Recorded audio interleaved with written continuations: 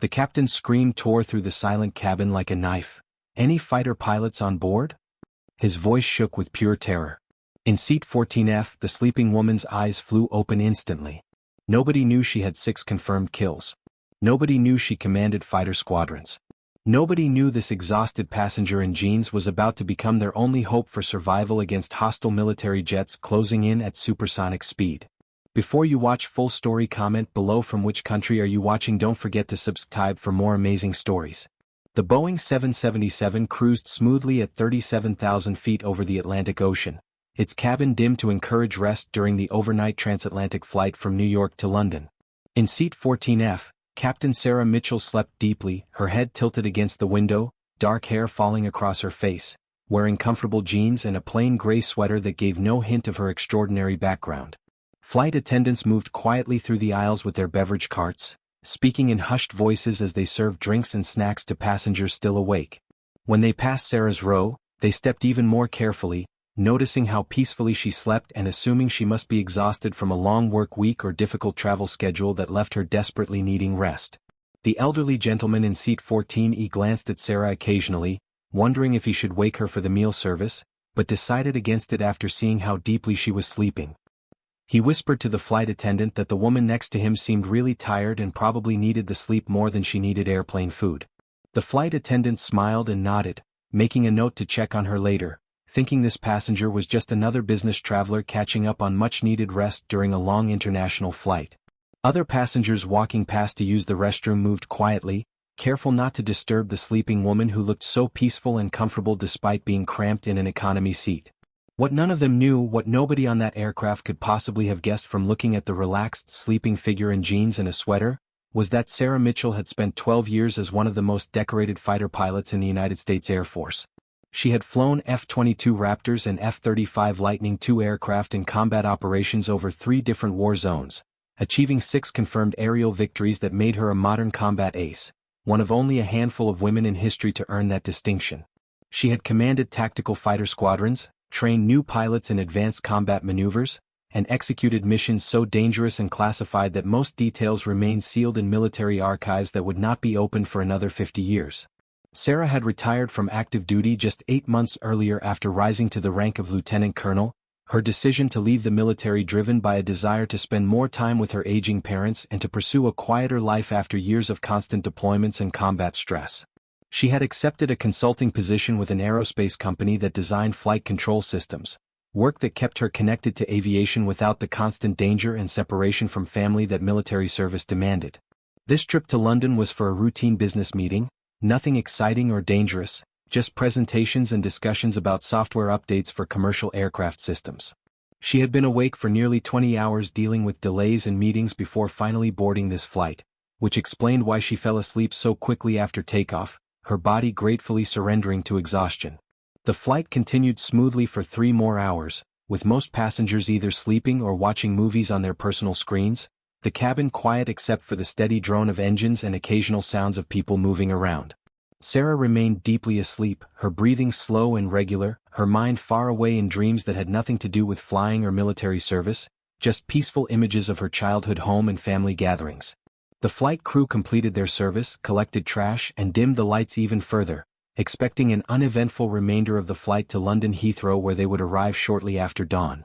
But 400 miles ahead of the Boeing 777, a situation was developing that would transform this routine flight into something unprecedented. 2 military aircraft, Su-35 fighter jets from a country that had been making increasingly aggressive moves in international airspace, had taken off from a location that intelligence agencies were still trying to determine. These aircraft were not on any flight plan, were not responding to air traffic control, and were flying in a pattern that suggested they were searching for something specific. What made this situation particularly dangerous was that one of the Su-35s was carrying live missiles, something that radar systems on the ground had detected with growing alarm as military commanders tried to understand what was happening. The fighters were moving toward the commercial air corridor where dozens of passenger aircraft were flying their normal routes across the Atlantic.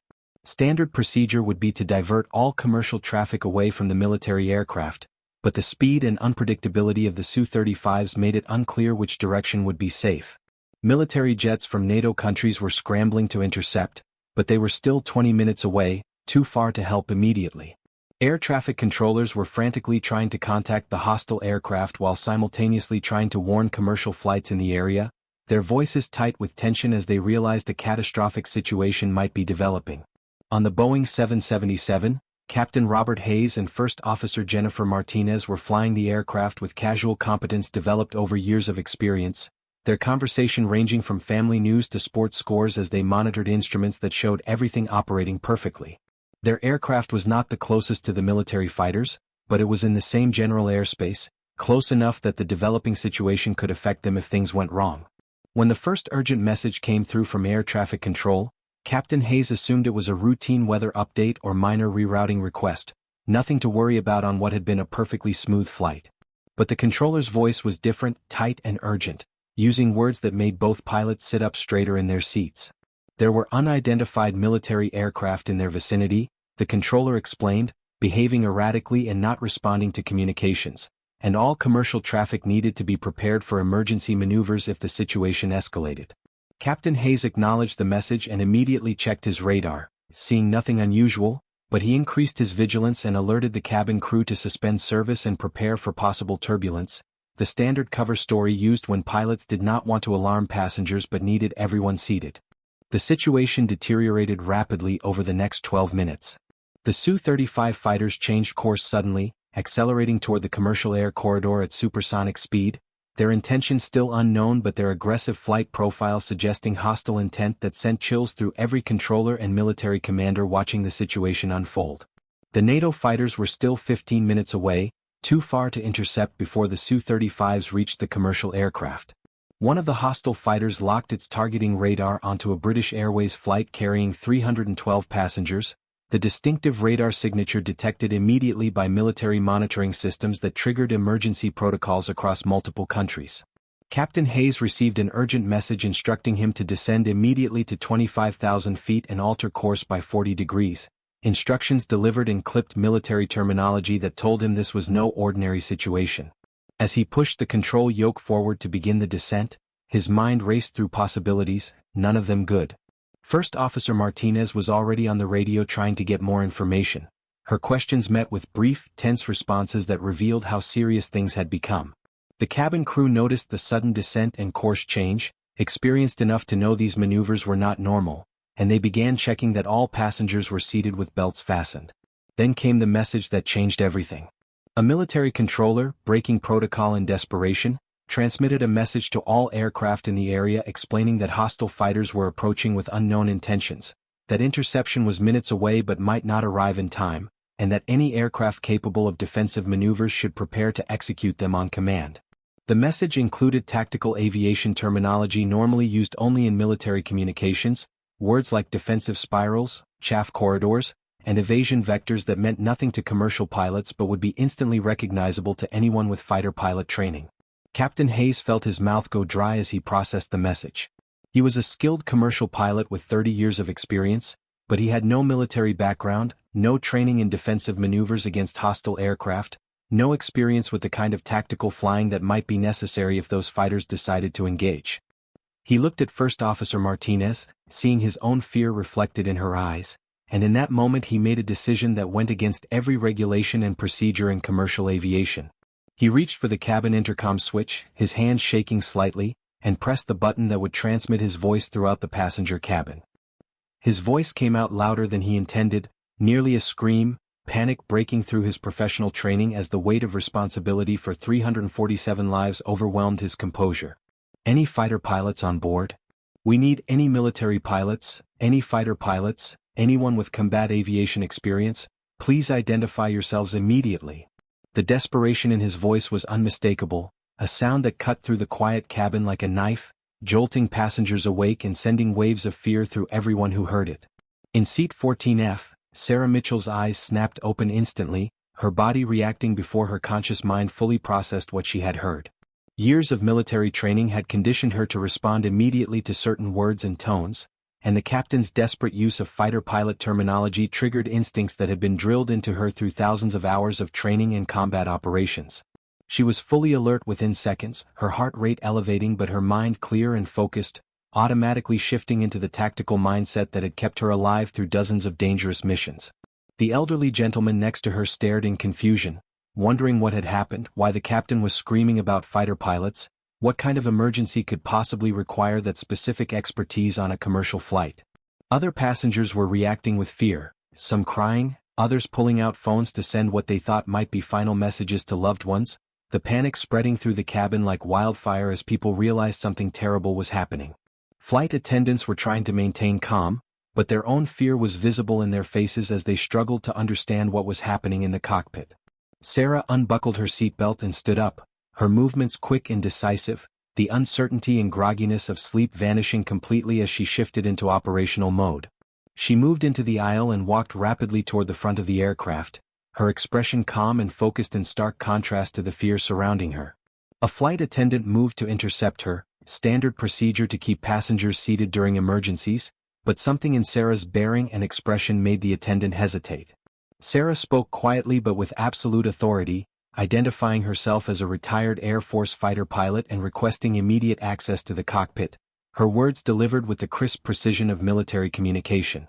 The flight attendant's eyes widened in disbelief, unable to reconcile the woman who had been sleeping peacefully in jeans and a sweater with the idea of an elite military fighter pilot, but the authority in Sarah's voice and the desperate situation made hesitation impossible. She quickly led Sarah to the cockpit door and knocked urgently, calling out that there was a passenger claiming to be a military pilot. The door opened immediately, Captain Hayes's face showing a mixture of hope and skepticism as he looked at the young woman standing before him. Sarah did not wait for questions. She identified herself by name, rank, and service history, rattling off her credentials and military shorthand that instantly convinced Captain Hayes she was exactly who she claimed to be. Lieutenant Colonel Sarah Mitchell, retired, 12 years active duty Air Force, F-22 and F-35 qualified, over 2,000 combat hours, 6 confirmed kills, former squadron commander of the 27th Fighter Squadron at Langley Air Force Base, holder of the Distinguished Flying Cross and Silver Star for actions during combat operations she could not discuss in detail. The words came out rapid-fire, practiced and precise, leaving no doubt about her background or capabilities. Captain Hayes felt a surge of relief so powerful it nearly overwhelmed him. He quickly explained the situation, describing the hostile fighters approaching at high speed, the targeting radar lock on nearby aircraft, the minutes remaining before potential engagement, the NATO fighters too far away to help immediately. Sarah listened intently, her mind already processing tactical options and analyzing the limited defensive capabilities available on a commercial airliner not designed for combat maneuvers or evasive action. She asked rapid questions about the aircraft's capabilities, weight, fuel load, altitude options, and communication equipment, her mind working through scenarios faster than Captain Hayes could fully answer. She requested access to the radar display and radio, needing to see the tactical situation clearly and establish communication with military controllers who would be monitoring everything. Captain Hayes immediately yielded his seat, recognizing that Sarah possessed expertise far beyond anything he or First Officer Martinez could offer, his pride and regulations forgotten in the face of a crisis that required capabilities only a fighter pilot could provide. Sarah slid into the captain's seat and began analyzing the radar display, her eyes moving rapidly across the screen as she built a mental picture of the tactical situation. The hostile fighters were now only 8 minutes away, closing at speeds that left little time for defensive measures. She grabbed the radio and transmitted on the military emergency frequency, identifying herself by call sign and requesting tactical update, her voice calm and professional, using terminology that instantly identified her as a trained fighter pilot to the military controllers receiving her transmission. The response was immediate and filled with barely controlled relief. The military controller quickly briefed her on the full situation, confirming that 2 Su-35 fighters were approaching with hostile intent, 1 aircraft had locked targeting radar on a commercial flight, NATO interceptors were still 12 minutes out, and there were 4 commercial aircraft in the danger zone including her own. The controller asked if she could coordinate defensive maneuvers for the commercial aircraft in her vicinity, buying time until military interceptors arrived, a request that went far beyond normal procedures but reflected the desperate nature of the situation. Sarah's mind raced through options.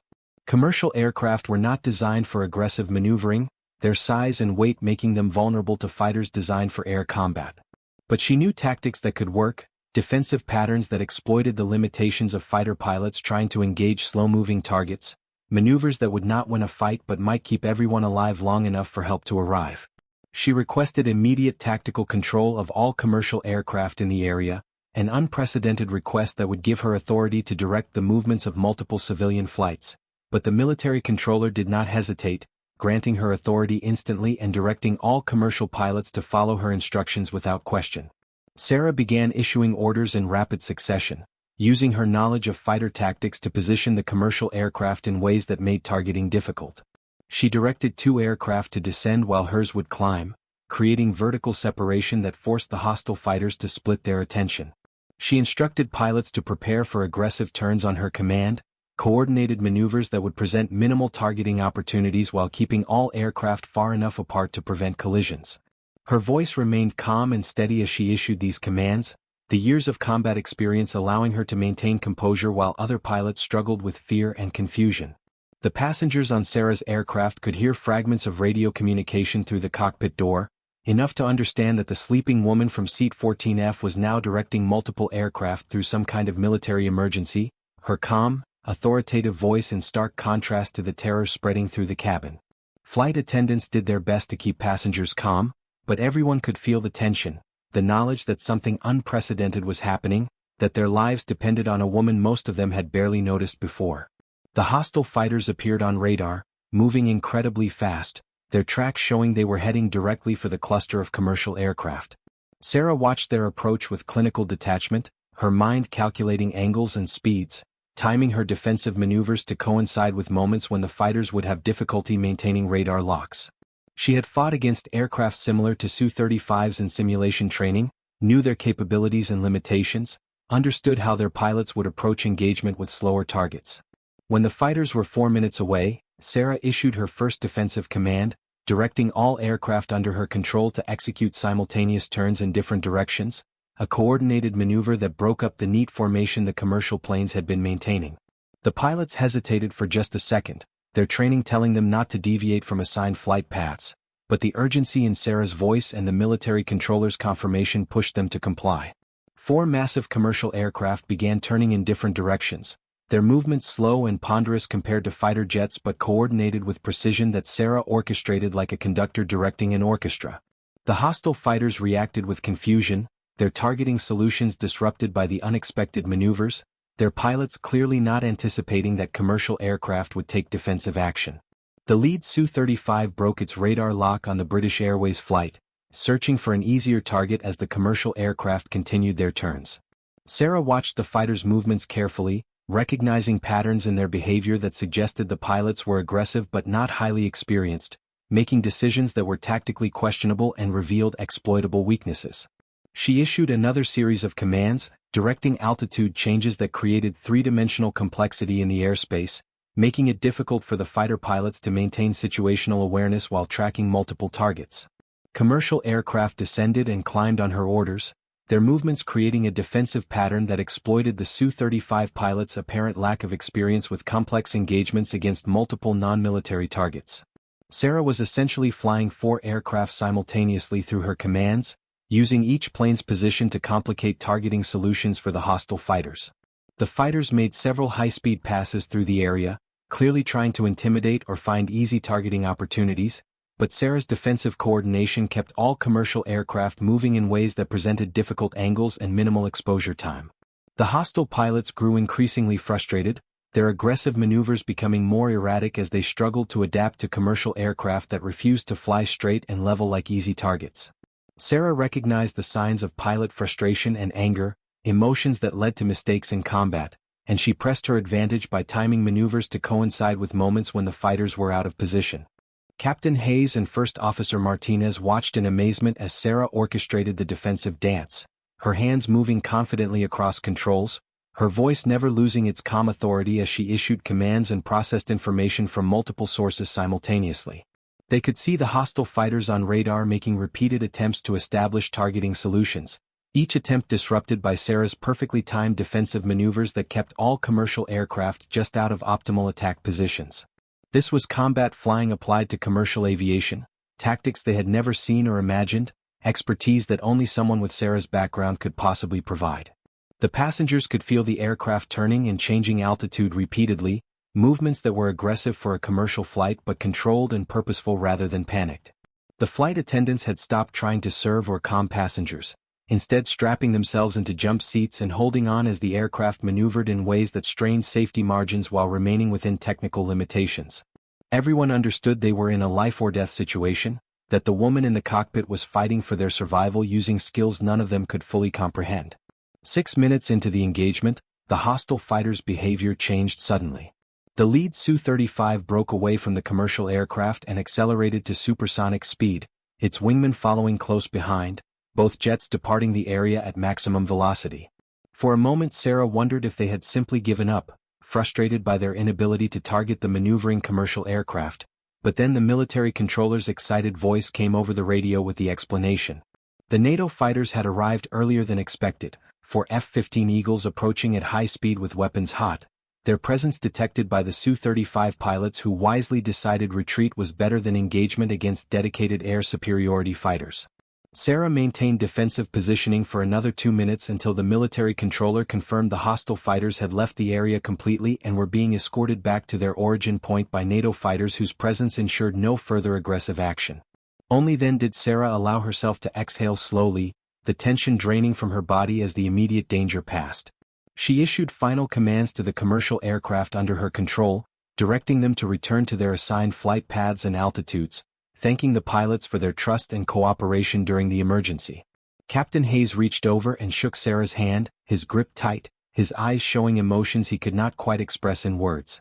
She had saved their aircraft and 3 other commercial flights carrying over 1,000 people total, using expertise that no commercial pilot possessed, remaining calm and tactical when others would have panicked. First Officer Martinez was openly crying with relief, unable to fully process what they had just experienced, how close they had come to disaster, how incredible it was that a sleeping passenger turned out to be exactly the expert they needed. Sarah stood up from the captain's seat and prepared to return to her own seat, wanting to let Captain Hayes resume command of his aircraft, but he stopped her and insisted she stay in the cockpit for the remainder of the flight, claiming he needed her expertise in case the situation developed again, though really he just wanted to talk to her, to understand who she was and how she had remained so calm. Sarah agreed and took the jump seat behind the pilots, her body beginning to feel the effects of adrenaline wearing off, exhaustion returning as the crisis ended. The military controller came back on the radio requesting a detailed debrief when they landed, informing Sarah that her actions would be documented and analyzed as a case study in defensive tactics using commercial aircraft, something that had never been attempted before in a real situation. There would be medals and recognition, the controller suggested, but Sarah just smiled tiredly and said she had enough medals and would prefer they just let her get back to her regular life, a request that made Captain Hayes laugh despite the lingering tension. In the passenger cabin, word had spread about what happened, flight attendants quietly explaining that the sleeping woman from economy had turned out to be a military fighter pilot who coordinated their defense against hostile aircraft. A story so incredible that many passengers initially refused to believe it until they saw Sarah exit the cockpit. When she walked back through the cabin to return to her seat, heading to the bathroom first to splash water on her face, the passengers erupted in spontaneous applause, many standing to thank her personally, their gratitude overwhelming and genuine. The elderly gentleman in seat 14E stared at Sarah with complete amazement when she returned to her seat, unable to reconcile the woman who had been sleeping so peacefully with the combat-tested fighter pilot who had just saved their lives. He asked if she was really in the Air Force, if she had really flown fighter jets, if it was true she had shot down enemy aircraft in combat. Sarah answered his questions politely but briefly, feeling uncomfortable with the attention, trying to explain that she had just done what her training prepared her to do, that any fighter pilot would have taken the same actions. But the truth, which Sarah did not say aloud, was that very few people possessed her specific combination of skills and experience, the thousands of hours of training in combat operations that allowed her to remain calm under pressure and think tactically when others would panic. She had spent years developing those capabilities, sacrificing normal life for military service, accepting danger and deployment as the price for expertise that might never be needed. Except it had been needed, exactly when it mattered most, her presence on this specific flight at this specific moment saving lives in a situation that could easily have ended in catastrophe.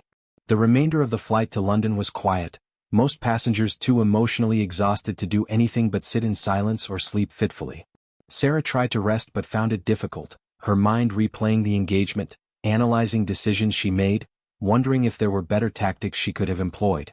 This was standard practice for fighter pilots after missions, the constant self-evaluation and tactical analysis that drove improvement, but it felt strange applying that mindset to a commercial flight where success meant nothing more dramatic than landing safely. When they finally landed at Heathrow Airport, emergency vehicles lined the taxiway, standard procedure after a serious incident, though they were thankfully not needed. Military officials met the aircraft immediately, requesting Sarah's presence for an urgent debrief, treating her with the deference and respect accorded to someone who had just accomplished something extraordinary. She spent 4 hours answering questions, describing tactics she had employed, explaining her decision-making process, helping military analysts understand how commercial aircraft might be defended against hostile fighters in future situations. The story made international news within hours, headlines describing the incredible coincidence that put a decorated fighter pilot on exactly the right flight at exactly the right moment, speculation about fate and providence and impossible luck. Sarah gave one brief interview at the request of the Air Force, explaining that she had simply done her job, that any trained fighter pilot would have responded similarly, deflecting attention away from herself toward the bravery of the commercial pilots who trusted her judgment and executed her commands without hesitation. But privately, in quiet conversations with military commanders who understood combat aviation, Sarah acknowledged how close the situation had come to disaster, how many small factors had to align perfectly for the defensive tactics to succeed, how easily things could have gone wrong despite her best efforts. She had bought time for the NATO fighters to arrive, but if those fighters had been delayed by even a few more minutes, if the hostile pilots had been more experienced or aggressive, if the commercial aircraft had not responded quickly to her commands, the outcome could have been tragically different. The passengers from her flight stayed in touch, forming a group that met annually to commemorate their survival, always inviting Sarah to join them though she rarely attended, preferring to remember the incident as just another mission rather than something requiring ongoing recognition. The pilots who had followed her commands sent letters of gratitude, describing how her calm voice and clear instructions had given them confidence to trust her judgment despite the terrifying circumstances. Sarah returned to her consulting job after the media attention died down, grateful to resume normal life, though she noticed that colleagues and clients treated her differently now, with an respect that sometimes felt uncomfortable. She had not sought fame or recognition, had only wanted to help in a dangerous situation, but her actions had unavoidably thrust her into public awareness as a symbol of unexpected heroism and the value of military training in civilian crises. Sometimes, late at night when she could not sleep, Sarah would think about that flight, about waking up to the captain's terrified scream, about the split-second decision to identify herself and take control, about the minutes of tactical flying that made the difference between survival and disaster.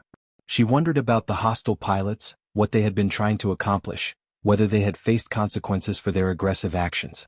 She thought about the passengers who had trusted her with their lives despite never having heard of her before, the incredible responsibility that came with possessing expertise that could save or doom hundreds of people. Most of all, she thought about the strange intersection of chance and preparation that had put her on that specific flight. If she had taken a different flight, if she had stayed awake instead of falling asleep, if the hostile fighters had approached from a different direction or at a different time, everything would have been different. But all those factors had aligned exactly right, placing a trained fighter pilot in position to use years of combat experience to protect commercial aircraft in a situation that no one could have predicted or planned for. The incident changed how military and commercial aviation coordinated defensive measures, leading to new protocols and training programs that acknowledged the possibility of commercial aircraft needing to take evasive action against hostile threats. Sarah was asked to help develop these programs, sharing her knowledge to prepare other pilots for situations similar to what she had experienced. She agreed, recognizing that her unique experience could improve safety for future flights, though she privately hoped the defensive tactics would never actually be needed again. Years later, when Sarah was finally ready to talk more openly about her military service, she would describe that transatlantic flight as one of the most challenging missions of her career, despite lasting only minutes compared to hours-long combat deployments. The pressure of protecting so many civilian lives, the limited defensive capabilities available, the need to coordinate multiple aircraft while fighting her own exhaustion and fear, all combined to create a situation that tested every skill she possessed. But it was also the mission that best demonstrated why fighter pilot training mattered, why years of preparation for unlikely scenarios proved worthwhile, why expertise developed through service and sacrifice could make impossible differences at critical moments. The sleeping woman in seat 14F had been ready when called upon, her training and experience allowing her to respond effectively when Captain Hayes screamed for fighter pilots and a terrified cabin full of passengers needed someone to believe in. She had been exactly who they needed exactly when they needed her, and that simple fact made all the years of military service, all the sacrifices and dangers and deployments, feel meaningful in ways that medals and recognition never quite captured. She had saved lives not through dramatic heroism but through quiet competence, tactical expertise, and the calm professionalism that defined her years of military aviation service. And sometimes that was enough. 3 months after the incident, Sarah received an unexpected phone call from the Pentagon. A senior Air Force general wanted to meet with her personally, not for another debrief or medal ceremony, but for something entirely different. She flew to Washington, D.C. on a cold November morning, wondering what could be so important that it required a face-to-face meeting with one of the highest-ranking officers in the military. General Patricia Morrison greeted Sarah in a private office, her expression serious but warm. The general explained that the incident over the Atlantic had revealed a critical gap in aviation security that nobody had properly considered before. There were thousands of commercial flights every day, and while security measures focused on preventing hijackings and terrorist attacks from within aircraft, almost no attention had been paid to external aerial threats. The incident with the hostile Su-35 fighters had been a wake-up call, demonstrating that commercial aviation was vulnerable in ways that current protocols could not address. The general offered Sarah a unique position, one that did not exist anywhere in military or commercial aviation. She would become the director of a new program called Commercial Aviation Tactical Defense, or CATD, which would develop comprehensive defensive strategies for passenger aircraft facing hostile aerial threats. The program would involve training commercial pilots in basic defensive maneuvers, establishing communication protocols between military and civilian air traffic control, creating rapid response systems for aerial emergencies, and most importantly, identifying and recruiting retired military pilots who could serve as tactical advisors on high-risk commercial routes. Sarah listened carefully, understanding the importance of what was being proposed but feeling uncertain about returning to military service even in this civilian-focused capacity. She had left active duty to escape the constant stress and danger, to build a normal life, to stop carrying the weight of life and death decisions every single day. But as General Morrison described the program's mission, explaining how Sarah's experience could help protect millions of passengers annually, she felt the familiar pull of duty and purpose that had defined her military career. She asked for time to consider the offer, returning home to think about what accepting would mean for her life and future. Her parents were supportive but concerned, knowing how much the military had already demanded from their daughter. Her friends in the aerospace consulting world warned that taking the position would derail her promising civilian career. But Sarah could not shake the memory of those terrified passengers, the way Captain Hayes's voice had cracked with fear, the knowledge that hundreds of people had survived only because she happened to be on that flight with the right skills at the right moment. 2 weeks later, Sarah accepted the position and began building the CATD program from nothing. She recruited a team of retired fighter pilots, transport aircraft specialists, and air traffic control experts, bringing together people who understood both military tactical operations and commercial aviation operations. They worked 18-hour days developing training programs, testing defensive maneuvers with commercial aircraft to determine what was safely possible, creating communication systems that could instantly connect civilian pilots with military tactical controllers during emergencies. The work was challenging in entirely new ways.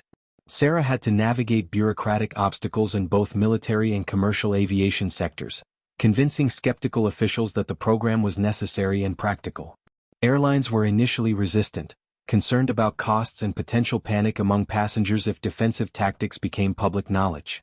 Some commercial pilots resented the implication that they needed military training to do their jobs safely.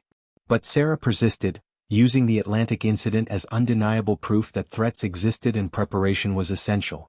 6 months into the program, they conducted the first large-scale training exercise, involving 12 commercial flights and coordinated defensive maneuvers against simulated hostile aircraft. The exercise revealed numerous problems and limitations, but it also proved that commercial pilots could learn and execute basic defensive tactics when properly trained. Sarah refined the program based on lessons learned, focusing on simple maneuvers that could be safely performed by any commercial aircraft without requiring fighter pilot expertise. During this time, Sarah also began tracking other incidents where commercial aircraft encountered military fighters or unexplained aerial threats. She discovered that such encounters happened far more frequently than the public realized, most incidents resolved without escalation but some coming dangerously close to disaster. In one case, a cargo aircraft over the South China Sea had been buzzed by military fighters at extremely close range, the pilots describing how terrifying the experience had been without any training or guidance for responding to hostile aircraft. 5 years after the Atlantic incident, Sarah was flying as a passenger again, this time on a routine trip to visit her parents in California. She settled into her seat and prepared for a peaceful flight, hoping for a few hours of rest and relaxation. As the plane took off and reached cruising altitude, Sarah allowed herself to relax completely, confident in the CATD training that the pilots had received, secure in the knowledge that aviation was safer because of the work her team had accomplished. This time, when she fell asleep, there were no emergency announcements, no hostile fighters, no desperate calls for her expertise. The flight continued smoothly to its destination, routine and uneventful, exactly the way commercial aviation was supposed to work. But Sarah knew that somewhere in the world, other pilots were receiving CATD training, learning the tactics that could save lives, preparing for threats they might never face but needed to be ready to counter.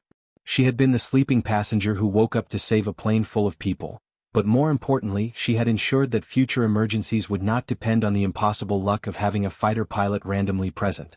She had transformed her unique skills into a lasting system that protected everyone who flew, turning one extraordinary incident into comprehensive preparation that made the entire aviation industry more resilient. And as Sarah dozed peacefully 37,000 feet above the ground, surrounded by passengers who had no idea who she was or what she had accomplished, she felt the quiet satisfaction of knowing she had made a difference that would endure long after her own flying days were over. The sleeping woman in the window seat was no longer just a passenger resting during a flight. She was the architect of a system that had changed aviation forever, proof that expertise born from years of training in combat could be transformed into lasting protection for countless innocent lives. Sometimes heroism was loud and dramatic, executed in moments of crisis when everything hung in the balance.